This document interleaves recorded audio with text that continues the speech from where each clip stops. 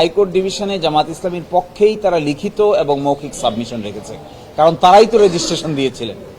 এখন এসে আপিল বিভাগে যখন মামলাটি শুনানির জন্য এসেছে, অ্যাডভোকেট অন রেকর্ড সাহেব তিনি ইন্তেকাল করে মৃত্যুবরণ করেছেন। এই জন্য আইন অনুযায়ী ইলেকশন কমিশন থেকে তাদেরকে আরেকটা ফ্রেশ ইনস্ট্রাকশন নিতে হবে। এই ফ্রেশ ইনস্ট্রাকশনটাই তারা বলেছেন যে এক সপ্তাহের ভিতরে ফ্রেশ ইনস্ট্রাকশন তারা নিয়ে আসবেন এবং আগামী মঙ্গলবারে এই ব্যাপারে পরিপূর্ণ শুনানি অনুষ্ঠিত হবে।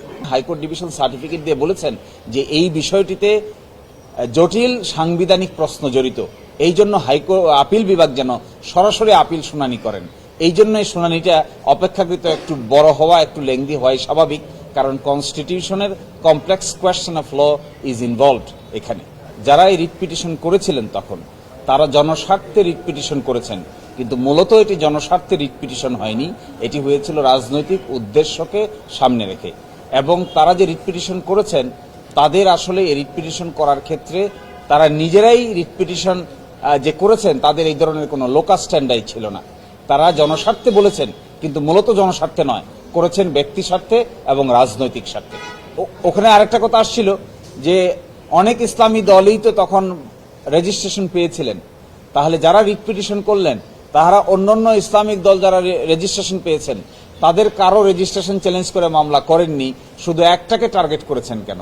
এইটা দ্বারা বোঝা যায় যে এই একটা পার্টিকুলার পলিটিক্যাল পার্টির রেজিস্ট্রেশনকে নিয়ে যখন প্রশ্ন উত্থাপন করা হয় তখন এটি শুধুমাত্র জনস্বার্থে থাকে না, এখানে রাজনৈতিক বিবেচনা অনিবার্য অনুষঙ্গ হয়ে দাঁড়ায়।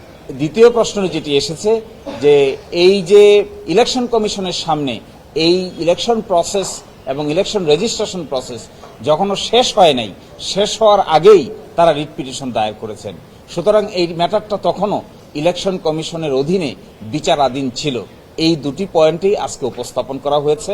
আগামী মঙ্গলবারে আসবে, আবার সেই মঙ্গলবার ইলেকশন কমিশনকে রেডি হয়ে আসতে বলেছেন, অপরপক্ষ যারা আছেন তারাও রেডি হয়ে আসবেন।